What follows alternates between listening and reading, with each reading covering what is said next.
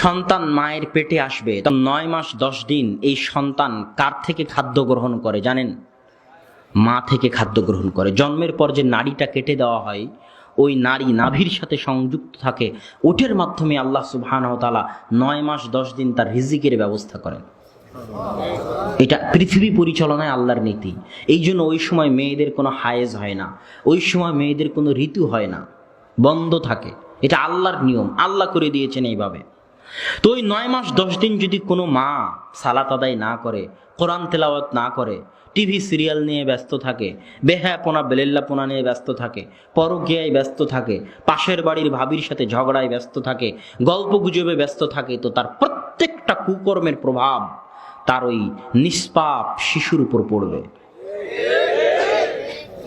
এই জন্যই 9 মাস 10 দিন সজাগ এবং সচেতন থাকতে হবে, কোরআন তেলাওয়াত করতে হবে, সালাত আদায় করতে হবে, গুনাহ থেকে বিরত থাকতে হবে। নিজের জন্য না হলেও ওই নিষ্পাপ শিশুর উপর যেন আপনার পাপের প্রভাব না পড়ে, ওই নিষ্পাপ শিশুকে দুনিয়ার আসার আগেই যেন পাপের সংস্পর্শে আপনি না নিয়ে যান, এই দায়িত্ব একজন মায়ের।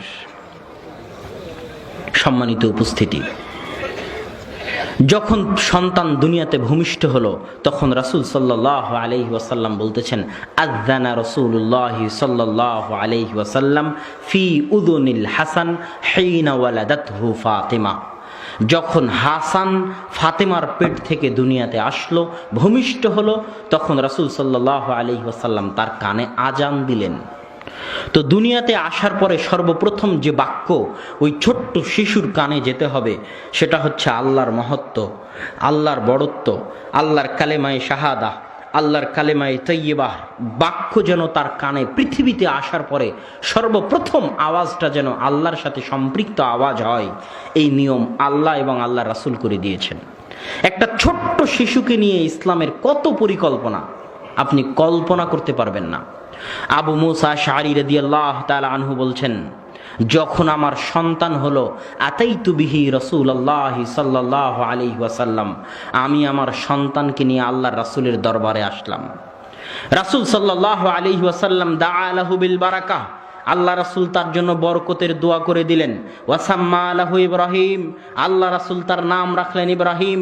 ওয়া হান্নাকা বিতামারাতিন, আল্লাহ রাসূল একটা খেজুর উঠিয়ে সেই খেজুরটা তার নিজের মুখে দিয়ে চিবিয়ে খেজুরটাকে নরম করে খেজুরটার একটা অংশ আল্লাহর রাসূলের পবিত্র মুখ নিঃসৃত লালা মিশ্রিত ওই একটা খেজুরের অংশ আমার ছোট বাচ্চার মুখে দিয়ে দিলেন। এটাকে আরবিতে বলা হয় তাহনিক। এবার যখন সপ্তম দিনে তিনটে কাজ, একটা দুটা নয়, তিনটে কাজ সপ্তম দিনে। এক, রাসূল সাল্লাল্লাহু আলাইহি ওয়াসাল্লাম বলতেছেন, আল ওয়ালাদু মুরতাহানুম বিআকিকাতিহি, আল গুলামু মুরতাহানুম বিআকিকাতিহি। মুরতাহান মানে রেহেন রাখা। রেহেন শব্দের বাংলা অর্থ হচ্ছে বন্ধক রাখা। আপনাকে আমি বলতেছি আমাকে 10,000 টাকা দেন আর আমার মোবাইলটা আপনার কাছে বন্ধক রাখেন। তো আমি মোবাইলটা আপনার নিকটে বন্ধক রাখলাম, যতক্ষণ না আমি 10,000 টাকা আপনাকে না দিব ততক্ষণ আপনি আমাকে মোবাইল ফেরত দিবেন না। তো আল্লাহ রাসূল বলতেছে, দুনিয়াতে যে সন্তানটা আসলো সে বন্ধক আছে, তাকে বন্ধক থেকে যদি মুক্ত করতে চাও তাহলে রক্ত প্রবাহিত করো, আকিকা দাও, আকিকা করো। যতক্ষণ আকিকা করবে না, রক্ত প্রবাহিত করবে না, ততক্ষণ সে বন্ধকে থেকে যাবে, মুক্ত হবে না। তো সর্বপ্রথম কাজ হচ্ছে সন্তানকে বন্ধক মুক্ত করতে হবে। আমি আমার বাক্য বলছি না, আল্লাহ রাসূলের বাক্য বলছি। সর্বপ্রথম সন্তানকে বন্ধক মুক্ত করতে হবে আকিকা দেওয়ার মাধ্যমে। ছেলে সন্তান হলে 2টে খাসি আর মেয়ে সন্তান হলে 1টা খাসি। 2 নম্বর কাজ কি? নাম রাখতে হবে। তো রাসূল সাল্লাল্লাহু আলাইহি ওয়াসাল্লাম বলছেন, আহসিনু আসমাআকুম, তোমরা তোমাদের ছেলে মেয়েদের সুন্দর নাম রাখো।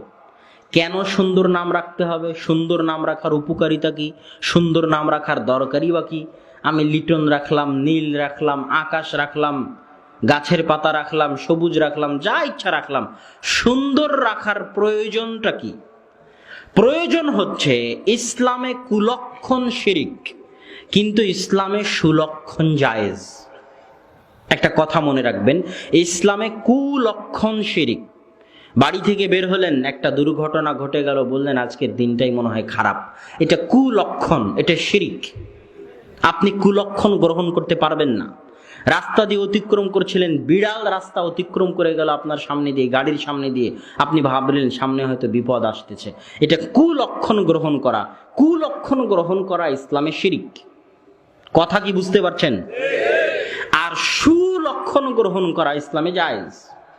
ওটাকে বলা হয় আত্তাফাউল, মানে সুলক্ষণ গ্রহণ করা। আব্দুল মোত্তালেব যখন তার পৌত্র হলো, তখন আব্দুল মোত্তালেব বলল, আমার এই পৌত্রের নাম আমি রাখবো মুহাম্মদ।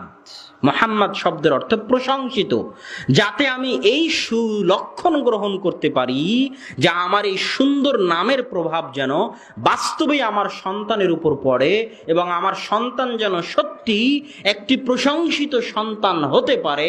এই সুলক্ষণ গ্রহণ করে আমি আমার সন্তানের নাম রাখলাম মুহাম্মদ। তো আল্লাহ তার সুলক্ষণ বাস্তবায়ন করে দিয়েছেন। সারা পৃথিবীতে সবচেয়ে প্রশংসিত ব্যক্তি হচ্ছে মুহাম্মদ সাল্লাল্লাহু আলাইহি ওয়াসাল্লাম। তো সম্মানিত উপস্থিতি, নাম সুন্দর রাখার কারণ হচ্ছে সুন্দর নামের প্রভাব আপনার সন্তানের উপর পড়বে, এবং এই সুন্দর নাম থেকে আপনি সুলক্ষণ গ্রহণ করতে পারবেন যে একটা ভালো নাম রাখতেছি যেন আমার ছেলেটা ভালো হয়। এই সুলক্ষণ গ্রহণ করা ইসলামে জায়েজ। এই জন্য রাসূল সাল্লাল্লাহু আলাইহি ওয়াসাল্লাম বলেছেন, সুন্দর নাম রাখো। 3 নাম্বার কাজ, রাসূল সাল্লাল্লাহু আলাইহি ওয়াসাল্লাম বলছেন, ফাতাসাদ্দাকি বিওয়াজনিহি মিনাল ওয়ারিক ওয়াহলিকি শা'রা রাসি।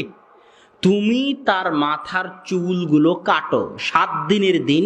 গত 7 দিনে মাথায় ছোট বাচ্চার যা চুল গজিয়েছে, সেই চুলগুলো ব্লেড দিয়ে কামিয়ে ফেলে ওই চুলকে গ্রামের ওজনে ওজন করে যতটুকু ওজন হয় ততটুকু সমপরিমাণ রৌপ্য বা স্বর্ণ আল্লাহর রাস্তায় দান করে দিতে হবে।